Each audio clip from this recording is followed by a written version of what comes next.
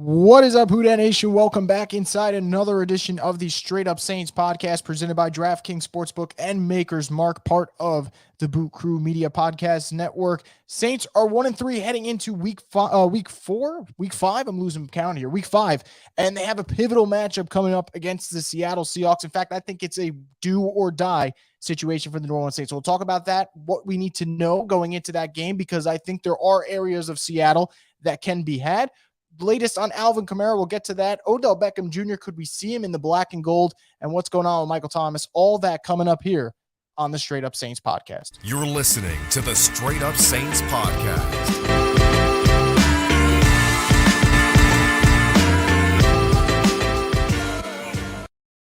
Like I said before, Saints 1-3, pivotal week coming up, because you cannot start off 1-4. And I think for the New Orleans Saints, there's a lot of anger right now in the fan base. I'm part of it, I'll be honest. And I think we kind of saw it earlier this week with Latavius Murray. So the Denver Broncos ended up picking him up off the Saints practice squad. And look, there's a lot of, logistics that go into the practice squad and how players get picked up and who can get protected. And it comes down to the fact that Latavius Murray had his choice, right? He chose to go to Denver. Javonte Williams out. More opportunity there with Melvin Gordon fumbling 4 times in 4 games. So I get that. But there was a lot of frustration from the fan base, and then there was a lot of pushback to that frustration, like, well, you guys don't know football, or you guys don't know the rules, or you guys that's fine. We can argue all that, right? We can argue about who knows the practice squad rules. And look, I'm going to be honest with you guys. It doesn't matter that I record, episodes on the Saints constantly. I can't sit here with a straight face and tell you guys I know every single rule about the practice squad. I don't, and I'm not going to keep up with all of them. I'm just not.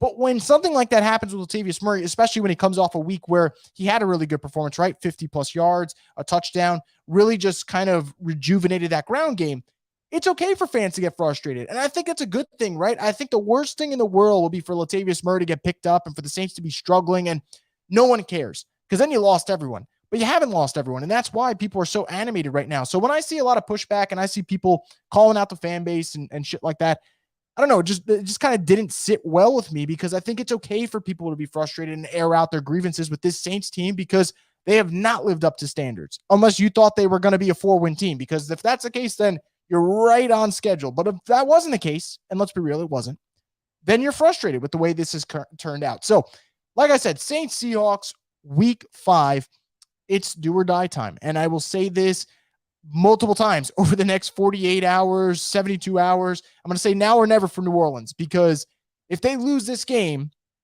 I think the season's over. And I know people might say that's a hot take. You still have November and December and the rest of October and so much time, right? I don't think that's the case. At some point, the New Orleans Saints are going to have to win football games.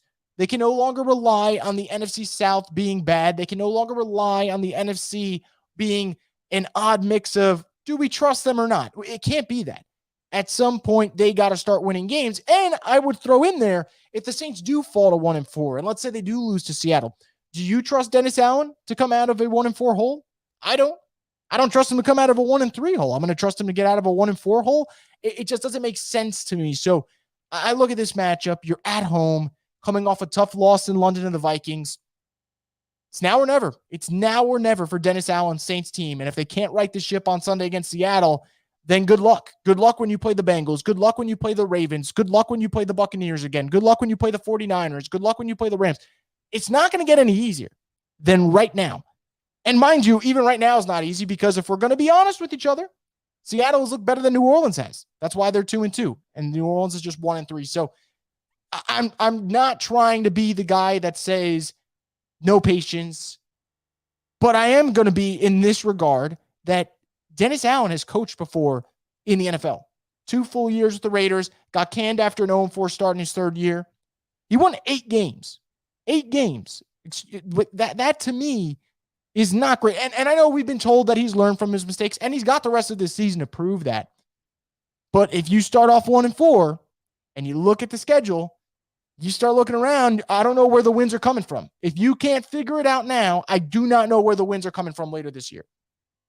And that's where I'll leave it at that before we get into what to know about the matchup and who's playing and who's out. And I'm just putting it down from now, man. 1-4. And there will be major issues in New Orleans. And I do not want to hear about he gets a year to figure it out. He's had years to sit under Sean Payton. He's had years to think about what he did wrong with the Raiders.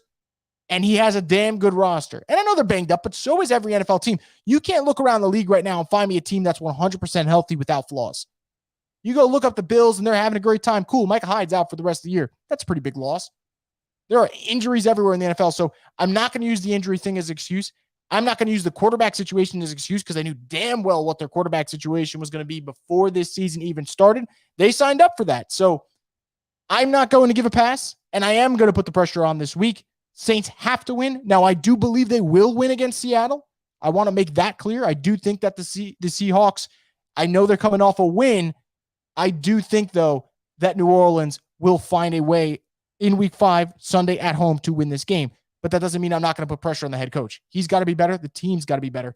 And we'll see if they can do that. Now, something I want to talk about that isn't related to the actual game yet, because I do want to talk about Kamara and Michael Thomas and what's the latest on them.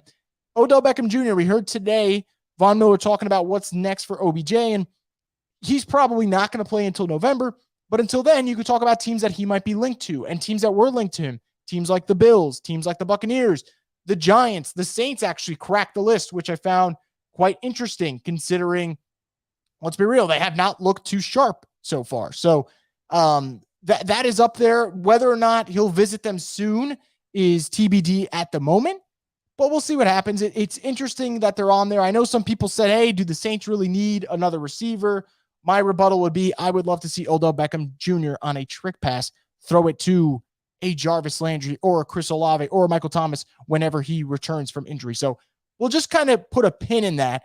I don't think Odell ends up choosing the Saints, but hey, we'll keep tabs on it and we'll see what happens. But this idea that the Saints shouldn't add him because they don't need more talent at wide receiver, I'm over that idea. I would add as many wide receivers as you can, and who wouldn't like to see OBJ in the black and gold? But that's neither here or there. Let's talk about Alvin Kamara. It seems like he will be back for this Sunday. Now, he didn't play in week 4 against the Vikings, and he talked about it, and it's one of those situations that I think we're going to have to do give and take every week. How does Alvin feel? Does he feel good? Okay, cool. He can play this week. If not, forget about it. And that's a tough situation because I think, honestly, with the way rib cartilage injuries work, you're never going to have a definitive timeline. So we're just going to have to see how Alvin feels on week to week. But when he talked about it today, this is what he had to say. Physically, if there's a time where I feel like I can't do that, then I can't be out there. The last thing I want to do is negatively impact the game. Just being all the way healthy and available on Sunday, that's my biggest thing. So that's why, obviously, last week was kind of up in the air, didn't go. This week, I'm feeling great, healthy, ready to roll, so I'm going to be out there. Now, stating the obvious, when I say Alvin Kamara's return would be huge for the Saints. Obviously, stating the obvious. But I want to make it very clear, it's not just because, hey, it's Alvin Kamara, and he's coming back, and this offensive line is starting to find themselves. I think we have to take into consideration how good Alvin's been against the Seattle Seahawks. The last 2 times he's played the Seahawks, he's torn them apart. 2019, Teddy Bridgewater was the quarterback. 69 rushing yards, 92 receiving yards, 2 touchdowns. 2021, Jameis Winston as the starter, Monday Night Football, 51 rushing yards, 128 receiving yards, and a touchdown. So you could chalk him up for 150 plus scrimmage yards and at least a touchdown against the Seahawks the last 2 times. He has been really good against them. And the offensive line is going to play a huge factor. I watched this Vikings game. I go back and go look at each game, and I'm seeing holes in the run game that we have not seen before, and openings that if Alvin's healthy and he has that boost, we will see him make explosive plays. So I think this is the perfect matchup, not only because he's had a lot of success against Pete Carroll's defense, but the offensive line is starting to find their rhythm, starting to find their identity. You get him back in there. If he is healthy, I think he'll make some splash plays this weekend. And I tweeted it last week. If he was going to play, we might get the Alvin Kamara game we've been hoping for. I think this will be the weekend, assuming he plays, that we do get that special game from number 41. And it also helps that Andy Dalton, who is right now on track to be the starter for this weekend, will probably throw him some screen passes, some checkdowns, things to kind of get him going in the passing game, which we haven't seen in a while. So I think for Alvin, he's definitely arrows trending up health-wise, but I think the arrow's also trending up for anyone worried about your fantasy football teams or, hey, will Alvin just get going because I'm a Saints fan looking for some production out of 41. So all that's trending up, and that's great news. What's not great news is the latest on Michael Thomas. Toe injury, no official update from Dennis Allen. I'm starting to feel like it's a turf toe injury at this point. I know they haven't provided a lot of details, but it certainly feels that way. And I think with the way Mike's whole foot injury went, the Saints are going to be super cautious. And they should. Receiver, you got Chris Olave in there holding it down. You got Jarvis Landry right now. And I think guys like Traquan Smith and Marquez Callaway have actually done a really good job of being complementary players. And I think that will continue. So I don't think you have to rush him. It's just unfortunate, if anything. He starts off the season strong. You're thinking, hey, Michael Thomas can have that bounce back season, maybe compete for comeback player of the year. Not so much the case right now. Michael Thomas not the only one, though, who isn't practicing. Jameis Winston not practicing. I honestly don't think we're going to see Jameis for the next 2 weeks or so. I think it just makes a lot of sense for them to sit him maybe 2-3 more weeks and get that ankle end back right. They weren't winning games or looking efficient on offense while he was battling through the injuries. And even without him right now, obviously they're not winning games and they're still struggling. I just think it's one of those situations. If you're winning football games and he feels comfortable in there, you let him ride, but kind of letting him rest is the go-to move. And you can argue this move should have been made 2 weeks ago. So I have no issue with the way the Saints are handling Jameis' situation. And with a lot of returning talent this weekend, it makes it easier to sit him because you will have Kamara back. It seems like Marcus May is on track to be back, which, by the way, has been a very under-the-radar storyline so far. Marcus May missing the last 2 games. Saints defense has missed him. So him coming back will definitely give them that a little bit of aggressive nature that they need. And we've seen them miss a couple tackles here and there. I think Marcus May will help shore that up. So he'll be back at least on track to. Taysom Hill, Andres Pede, Jarvis Landry, they're all limited as well. That's not bad. Peyton Turner and PJ Williams, new additions to the injury report. We'll kind of see if their status trends upward over the next 2 days. But the Peyton Turner situation also frustrating, right? You're getting so much production out of Pete Werner. Pete Werner looks fantastic. Adebo is starting to settle into the season after the ankle injury. Well, where's your first-round pick from 2021? He's not doing anything at the moment, and now he's hurt. So that is a little disappointing with the way that's played out. But overall, health-wise, I like where the Saints are at this week relative to last week, and they need all the help they get. So let's go into Saints Seahawks. And if you guys are listening on YouTube and you guys want to drop some comments, and I'll pull them up at the end of the show, as always, we could definitely do that, whether it's questions, topics, predictions, throw them in, and I'll make sure to give you guys your time to shine after we get through things to know for Saints Seahawks. And what we need to start off talking about is Geno Smith. When you go through the Saints schedule this season, you probably saw the Seahawks on the schedule, circled it as a fairly winnable game, right? Going up against Geno Smith and that Seattle team. You don't know what they're going to be without Russell Wilson. I don't think that the Seahawks are some actual formidable contender in the NFC. I don't.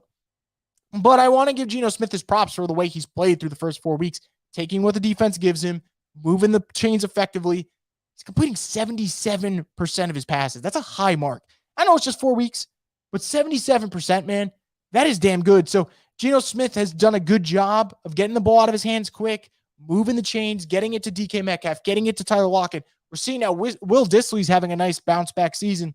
So Geno Smith's done a really nice job, and I think for the Saints, you go into this one, you can't take him lightly. This is a guy who just won NFC Player of the Week, I believe, Offensive Player of the Week. There's no doubt about it, man. Geno Smith is legitimately playing the best football of his career right now.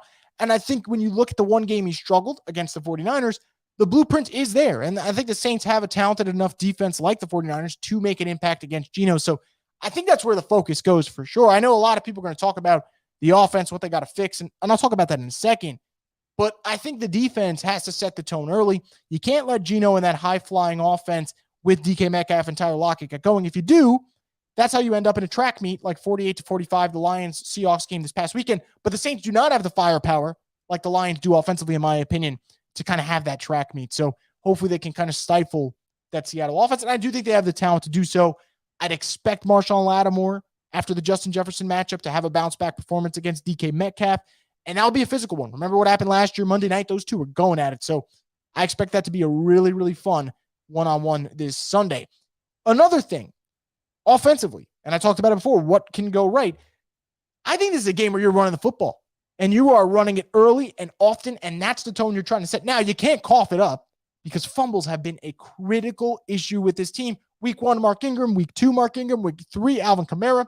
Week 4, Andy Dalton and Deontay Hardy. This team coughs up the football. And I'll say it all day, every day, self-inflicted wounds, that's going to determine whether or not the Saints win this football game. You cannot continue to turn over the football at a high clip and be the second most penalized team in the NFL and expect to win football games. There is no formula where that works.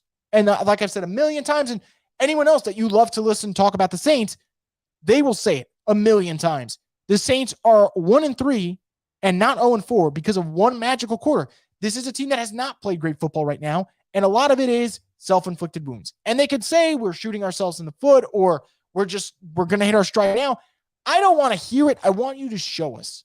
And I hope this is the weekend that they do it, because I look at the Seattle defense, 28th against the pass, 29th against the run, giving up 230 plus rushing yards to the Lions. Now's the time, man. Now's the time. Alvin's back. Mark Ingram's supposed to be a serviceable number 2. At least that's what the Saints have been telling us for months. Now is the time to get that ground game going, to get that offense going. You're going up against a Seattle defense that has not been good. So I do think that for sure will be a factor. And everything will build off that, right? You want to make life easier for Andy Dalton, life easier for your offense and your passing game. Run the football. And I think the Saints offensive line, if you go back and watch that Vikings game, there are moments where you're saying, okay, I think that unit turned the corner. And now they just have to show us again. And if they do, we'll feel pretty good about what they're doing. So that's another thing there. So I'm looking at this run offense. Can they get it going? I think they should be able to. If they don't, something went terribly wrong. Something went terribly wrong if the Saints can't run the football this Sunday. And, defensively, I talked about slowing down Geno and DK Metcalf and Marshall in that battle. The sleeper, when you go through Seattle's team, has been Rashad Penny. And I was looking at the numbers. Seattle is 2-0 this year when Rashad Penny averages 5 yards a carry or more. Now, that seems like a no-brainer stat, right? 5 yards a carry is tremendous in the NFL. The league average is around 4. That is great. But the fact that they're 2-0 and 0-2 when he doesn't, they want to establish the run. I talk about the Saints getting to the run game early and often. Seattle wants to establish the run with Rashad Penny. And I think what we've seen from the Saints the last couple of weeks is inconsistency against the running back. We've seen it time and time again. One week, they struggle against Cordero Patterson. The next week, they do really well against Leonard Fournette. The week after that, they struggle against Christian McCaffrey. Then you look at the Vikings game, Dalvin Cook, only 70-plus yards on 20 carries. Up and down, up and down. Now, this is the week. Do you break the cycle of bad week, good week, bad week, good week? Or do you finally string some good weeks together on the defensive line in the run game? And I think that'll be interesting to see if that's what they're able to do. So that's another factor that I'm looking at. So Geno Smith, of course, you want to slow him down and slow down DK Metcalf. But Rashad Penny seems to be the secret sauce right now in Seattle, with them being 2-0 when he has 5 yards a carry or more. And if you're the Saints, you know you have to stop that. And you got to make sure you don't have a repeat of week 1 or week 3, because those were those tough games against the ground. So that falls on the D-line. That falls on guys like Cam Jordan. That falls on Davenport. That falls on the Shy Tuttles and the David Onyemadas and the Katavius Streets. And, of course, DeMario and Pete Werner. But they seem to be the two constants, and I don't expect them to have bad performances. So we'll kind of see what happens there. Now, for the rest of this, I will bring up comments and predictions and thoughts. If you guys have any, of course, just bombard them in the chat, and I will get to them. But I will finish off the Seattle thing by saying this. I look at this game. I see Vegas had the Saints favored early, like 4.5, and it seemed weird, but you got to remember Vegas does not make mistakes. And I do think a lot of people believe this is a game where if the Saints are ever going to right the ship, it's this one. And forget about, what we think, right? Because I think when you're watching every Saints game, it's hard to be optimistic right now. It is hard. They have not earned the right to have their fan base be optimistic. But I do think that there is a window here for the Saints for all the reasons I just mentioned, and the fact that I just think they're strictly on paper a more talented team than Seattle. I think that they will rise to the occasion here, and I do think they will win. And if they do lose, man, I'll be ready to go with probably my most passionate rant in a long time. I think this is it for Dennis Allen. You want people to get off your back for a couple of weeks. You got to win this game.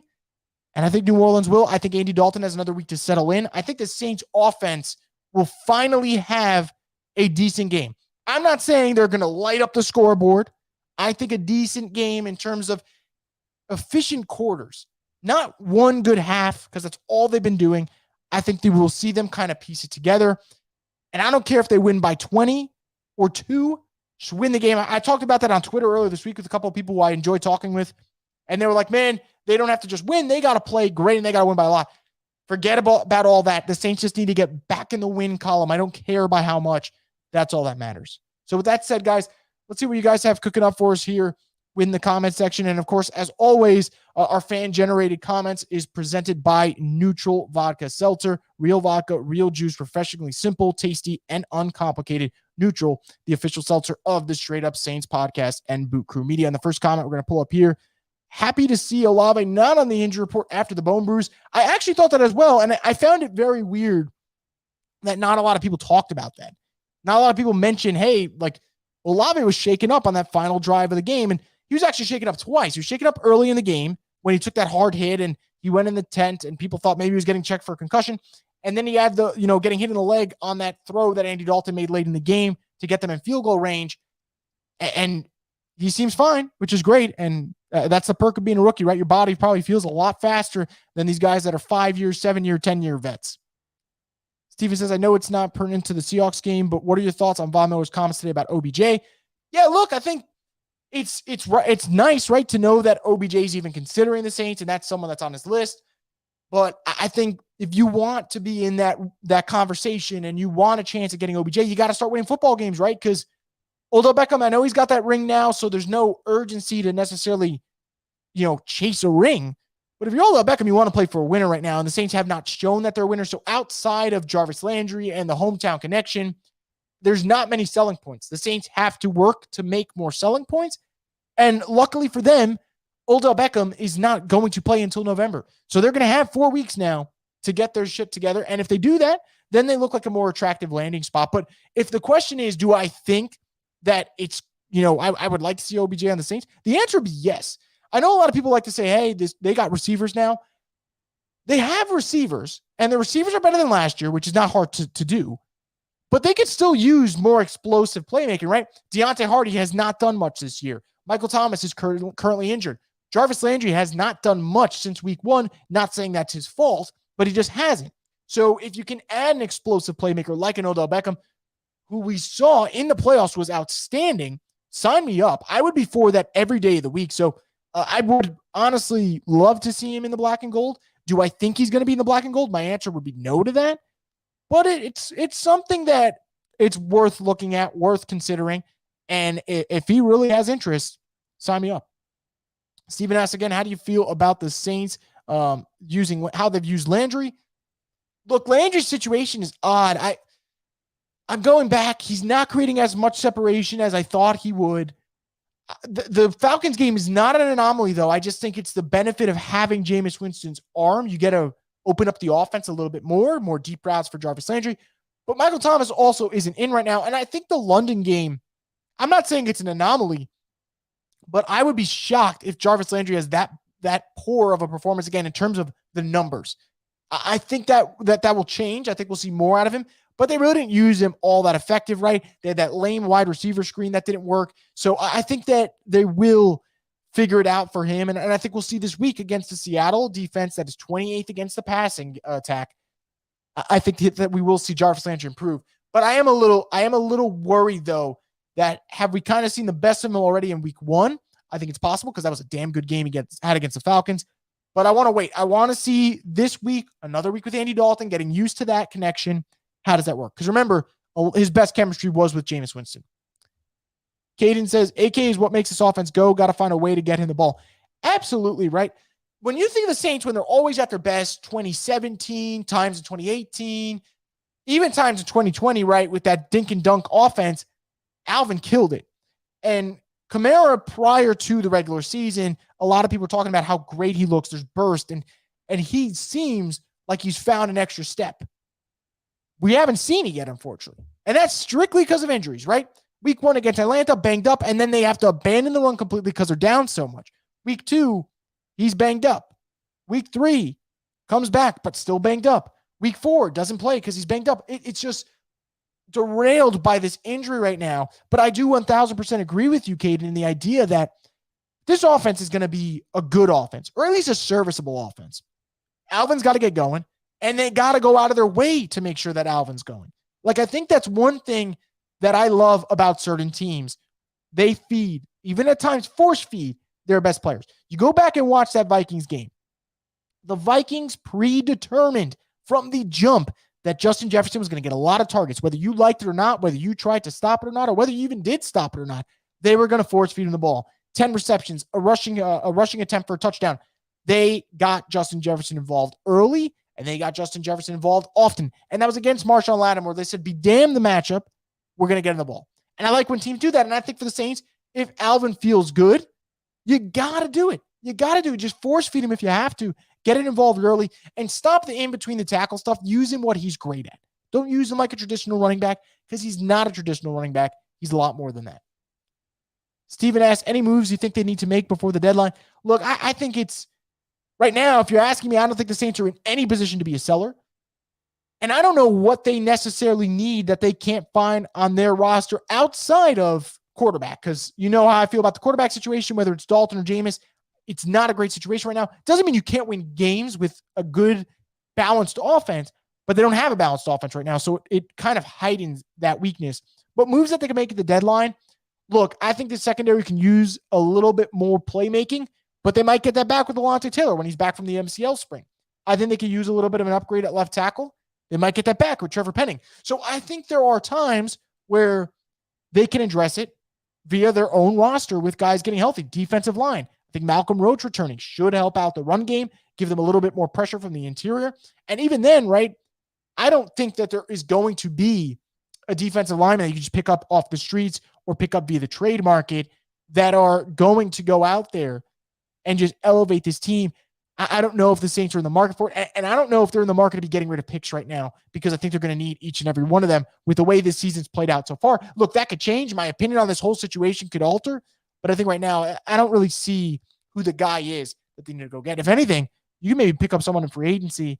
Dominic Sue's willing to play for you, and that maybe shores up a little bit of the defensive line, but I just don't know if there's a trade candidate out there right now for the Saints. Caden says this is the biggest game of the year, in my opinion, especially with this gauntlet coming up after. Must win. No doubt about it. Said it earlier, and I'll keep saying it again. This is the season for the Saints.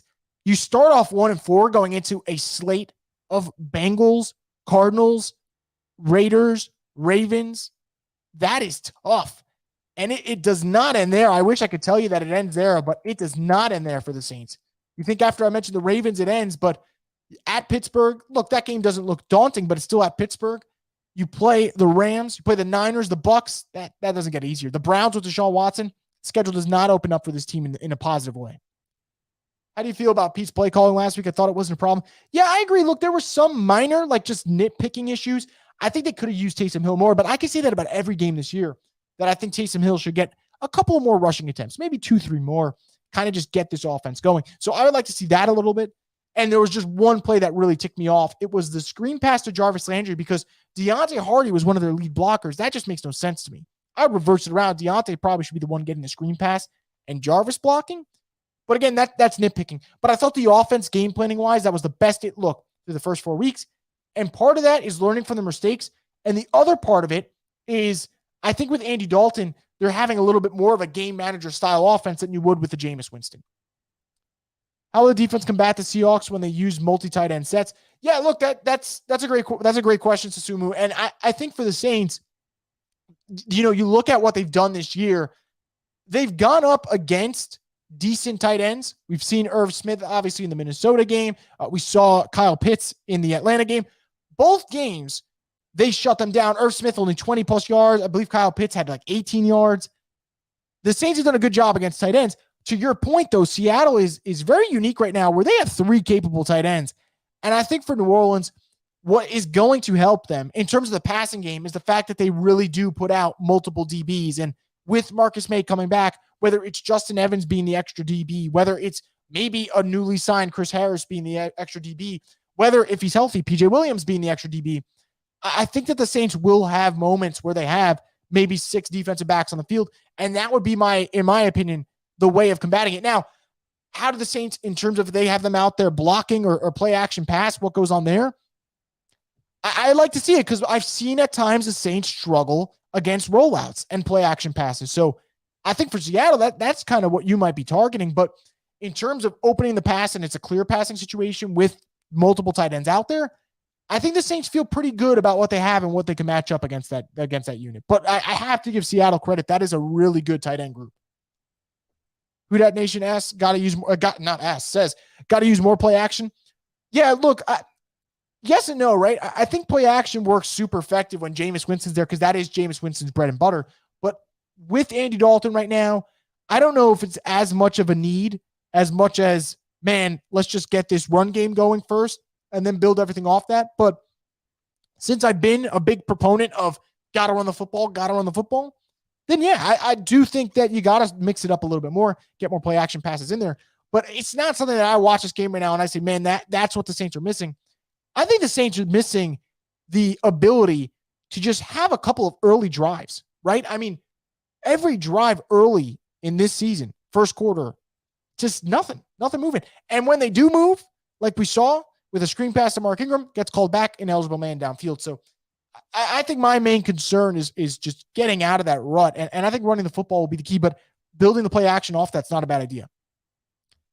Who Dat Nation also says the 49ers are doing what we thought the Saints would be doing, letting defense win games, minimal mistakes on offense, average quarterback, getting the ball to playmakers. Yeah, look, I've always thought when the Saints decided to go with this team this year, really talented on defense, better playmakers on offense, not a great quarterback situation, but serviceable. I said I thought the 49ers were the blueprint. And we saw it last year with Jimmy Garoppolo. Jimmy Garoppolo was not great. 20 touchdowns, 12 picks, not anything to write home about. But they got to the NFC Championship game off the strength of their defense and getting the ball to their playmakers and letting them make noise in space. Whether it is Deebo Samuel, who is exceptional, or Brandon Ayuk, who's emerging, or George Kittle, who we know is that all-world tight end. I think that the Saints right now, I wish Michael Thomas and Alvin Kamara were both healthy so we can see if they can follow a similar blueprint. Because I know the defense is going to give you 3 quarters of great football. 3 quarters of great football you will get out of the Saints defense. There's no doubt. We've seen it every single week. They're going to do their thing. Offensively, though, they hit this rut where they just stall. And I'd like to see if they had both healthy. And this week, it seems like Alvin will be the one that's active, not Mike. And at the very least, getting one of them back will help. I want to see if they can follow that. So I agree wholeheartedly with you. I think that is the blueprint for this Saints team because you are not a team that can say, hey, we got a Josh Allen or Mahomes lead us to victory. You don't have that luxury. I think that is the blueprint. Susumu writes, I fear Chris Olave. He projects to feast against the Seahawks secondary unless Woolen shadows him. Yeah, look, Chris Olave has, I know it's just 4 weeks, but he has almost become one of those rookies where you feel like he's quarterback proof because ball's out with Jameis Winston. Andy Dalton comes in, still has a really good game, right? 60 plus yards and touchdown. And I go back and I look at the games with Jameis at quarterback, specifically week 2, and I look at week 4 with Andy Dalton at quarterback.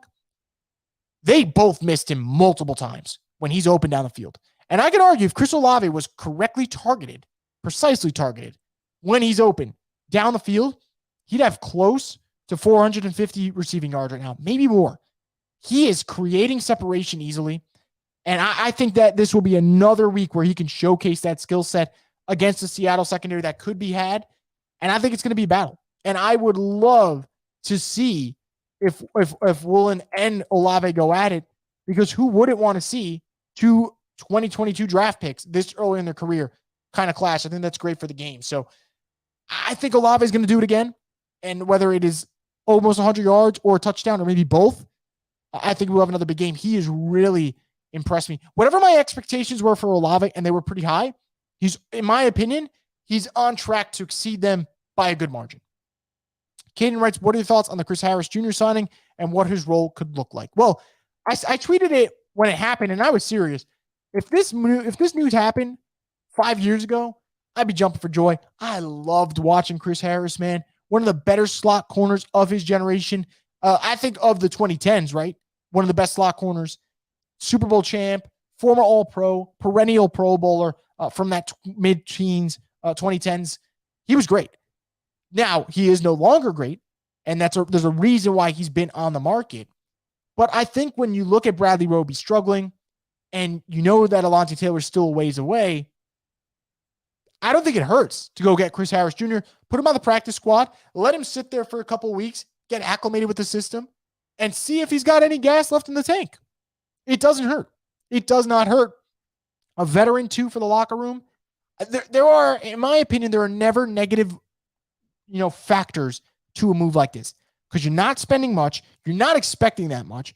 And you're literally just seeing if you can just squeeze out a little bit more extra juice.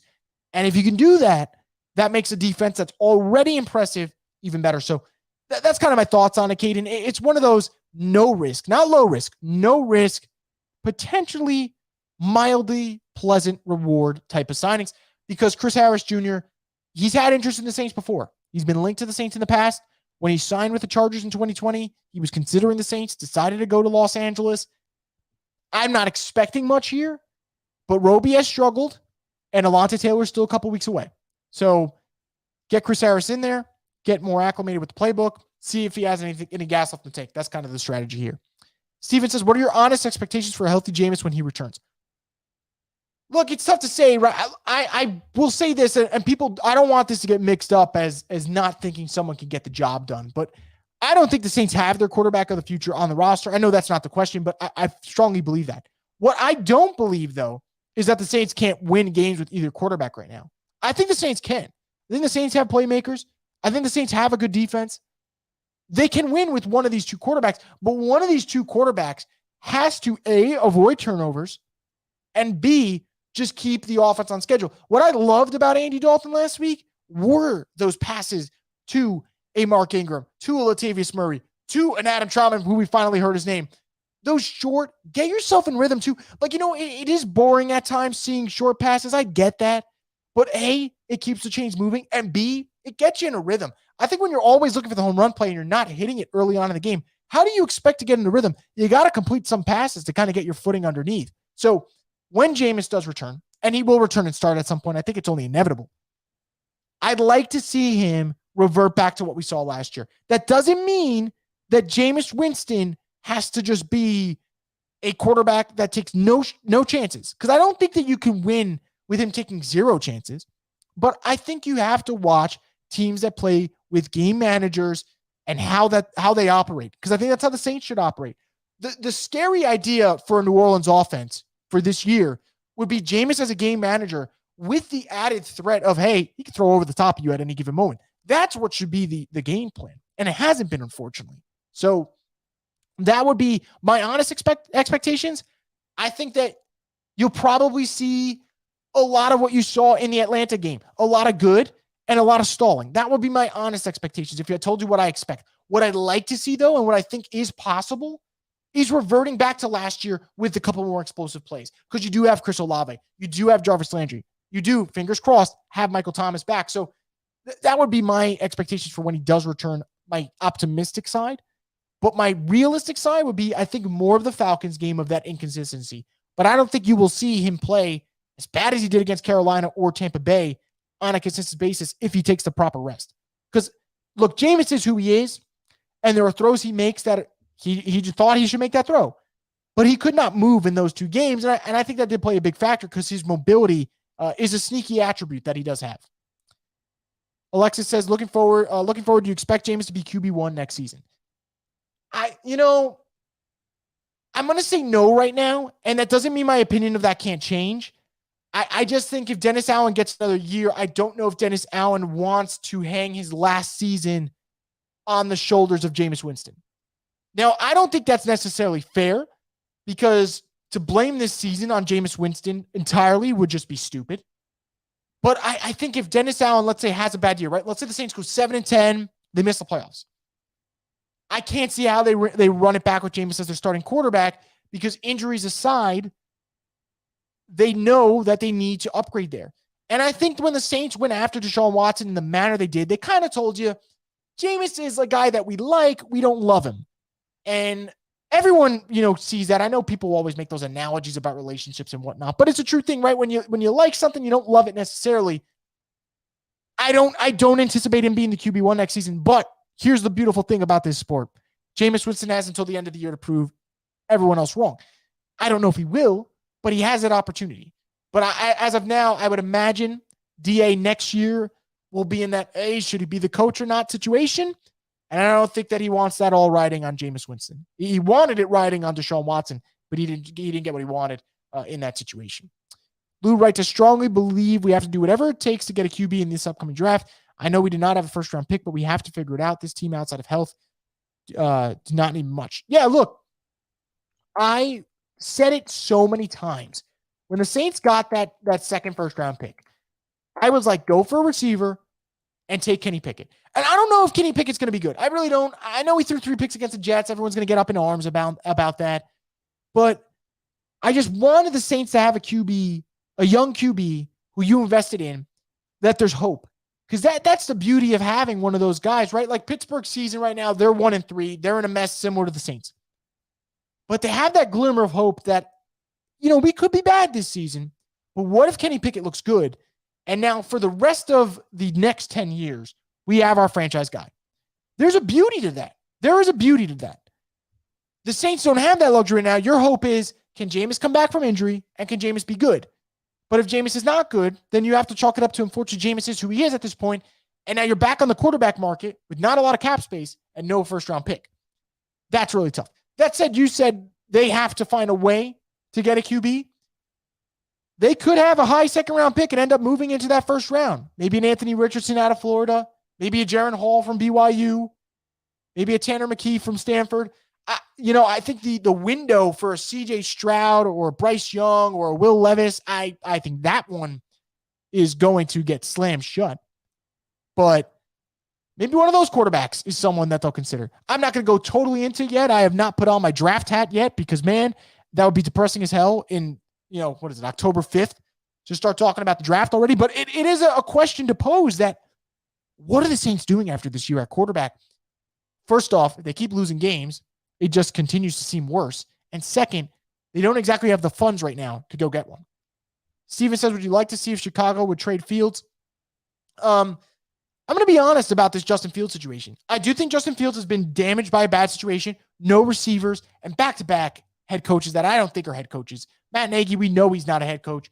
And I don't think Matt Eberflus is a head coach. And I think the way you aid a young quarterback is getting him a offensive-minded coach who knows how to fix that position. I loved that the Jaguars went after Doug Peterson. I absolutely loved it. And nothing about this year for the Jaguars matters other than Trevor Lawrence looking good. And guess what? Trevor Lawrence has looked better. And in the process, the Jaguars are 2-2 through 4 games, which is much better than they were last year through 4 games. So I love to see that. So when I see things like that, where I see the Jets, drafting Elijah Moore, drafting Garrett Wilson, drafting Breece Hall, drafting Michael Carter, surrounding Zach Wilson with talent. And if he struggles, and it's the quarterback, not the supporting cast, that's what you're supposed to do. The Bears have failed Justin Fields in that regard. No receivers. His running backs hurt. No legit tight end. No legit offensive line. No mastermind play caller behind it all. I don't know how he's supposed to succeed. That said, I think the Bears, with the way they call their games, are telling you they don't think Justin Fields is any good. Now, that doesn't mean they're right, because they might be the idiots in all this. But he's completing 50.7% of his passes. They're running the football a lot more than they're throwing it. And I think that, look, if Fields was available, you take a flyer on it. It can't be for much, though. It can't be costing them a second-round pick. I would have no issue with them taking a flyer. But I do think that Fields needs a lot of work. And I don't think the Saints have the head coach to fix him is the problem. If Sean Payton was around, hell yeah, man. Sign me up for that idea, right? Sign me up for Justin Fields coming to New Orleans. And Sean Payton loves those restruction, revival projects. I think he would hit it off with Justin Fields. I don't know if Dennis Allen could be that guy. It's a fun question, though. It's absolutely a fun question. Connor says, I'm going to be honest. This is a must-win game or it's over. Connor, preaching to the choir, man. I was talking about it earlier in the show. I will not have any more patience with this Saints season. They got to win this weekend, or I'm done talking about what they can do if the rest of the NFC falters. I'm done talking about the NFC South is not that good this year. No, if you start 1-4, you're a bad football team. You are not making the playoffs, and you have to have a serious conversation about whether or not the right guy is leading the building. Because to your point, Sean Payton with this Saints roster would be better than 1-3 right now. Because I know Sean Payton with a lesser roster last year was 2-2, and then found a way to get that to 5-2. That is all the vindication you need in the world. And honestly, It should be a telling sign to anyone that wants Sean in the offseason. Look at what the Saints are right now, and look what they were last year with no Michael Thomas, with no Jarvis Landry, with no Chris Olave, with a lot of missing parts on offense. They were able to start 5-2 before shit hit the fan. And even then, shit hit the fan and they finished with 9 wins. So I do agree with you. I think Sean would have at least a 3-1 record right now. Alexa says, I think this Sunday's game is for the season. I said from the start that we should have went after an offensive-minded head coach. Yeah, look, I'm for offensive-minded head coaches. I wanted Daboll or I wanted McDaniel when this whole Payton was stepping down thing happened. But I knew it wasn't going to be a thing because Sean, let's call it what it is, made his decision late. So McDaniel was committed. Daboll was committed. And the Saints the Saints, there is that luxury of, New Orleans is a great sports city and they have a good roster and there's tradition here. But a young coach, there is that scary task if you go into a team with a bad cap situation and being the guy after Sean Payton, who wants to deal with that? So that is scary. But I always thought DA was going to get the job. I think we all did, right? We all kind of thought that DA would get the job, whether it was right or wrong. But I don't disagree with you. I wanted an offensive-minded head coach. I still want an offensive-minded head coach. I think this NFL is moving towards offense at a rapid rate, and the only way to really keep up with that is having an offensive coach of your own. So I do think the Saints are lacking in that capacity. But we'll see. DA, you don't win this weekend. The seat's warming up, if it's not already hot. Carl says, could the Saints run a hurry-up offense to help them get things going? That's a fun topic, right? I actually talked about it over the week, or earlier this week, actually, with Jordy Holberg, and we were saying, start up tempo, maybe? It seems to be second half up tempo, getting things going, and you got to wonder, why don't you start off up tempo and figure it out? But look, I don't know if the pace is everything, though. I think the penalties are worse than anything. If you go back and look at the way they started against the Vikings, they thought they had momentum going. They got that early screen pass to Mark Ingram, and it gets called back. So that is something, the self-inflicted wounds is the bigger concern. But I don't disagree with you, Carl, at all. I think the idea of going up tempo is actually very intriguing. Steven says, Bieniemy or Leftwich always interested me personally. I loved the idea of Byron Leftwich. The only reason, and I'm not out on Eric Bieniemy, the only reason I'm hesitant about Eric Bieniemy is the Saints aren't the only team passing up on Eric Bieniemy. The Texans, the Broncos, the Dolphins, all these other teams are passing up on him.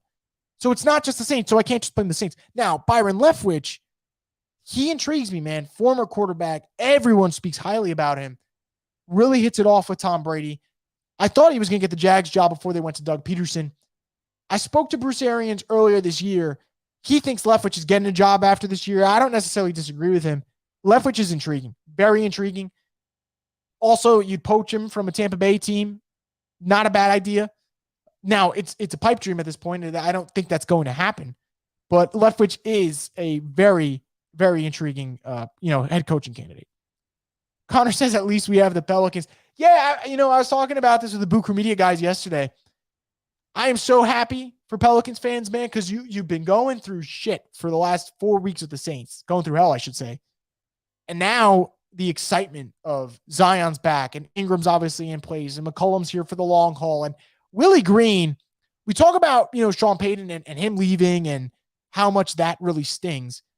The Pelicans are on the flip side now of getting to enjoy having that innovative young coach who comes in and you feel that culture change immediately, which you do feel with Willie Green. And I just think that's so awesome. So while I am not personally a diehard Pelicans fan, again, I grew up in New York, so I do have a soft spot for the Knicks. Granted, the Knicks don't deserve to win anything with the way they run stuff. I will be very supportive of the Pelicans. And a lot of it has to do with my love for Zion. I really did appreciate watching him in college. But more importantly, Willie Green, you see the culture change. So I'm so happy for you guys because we're sitting here as Saints fans talking about, man, Sean Payton, you got to find a way. Is DA going to be that guy? And if not, who is going to be that guy to restore that winning brand? Pelicans found their guy, and that's a beauty because they're going to have him for a long time. But without further ado, guys, that's going to wrap it up for this edition of the Straight Up Saints podcast. Saints Seahawks this Sunday in the Dome. I'll try to have an update on Twitter as to how I'll recap the game. I do have a wedding after, and that is a little complicated as to figuring out, when the reception is, when the game finishes. Do I stream on the drive to the reception hall. I'll figure it out. There will be a recap podcast anyway. Just have to figure out the logistics of everything before that. Without that being said, though, Saints Seahawks must-win game. I do think the Saints will win, and if they don't, we have a lot to discuss here on the Straight Up Saints podcast, the destination for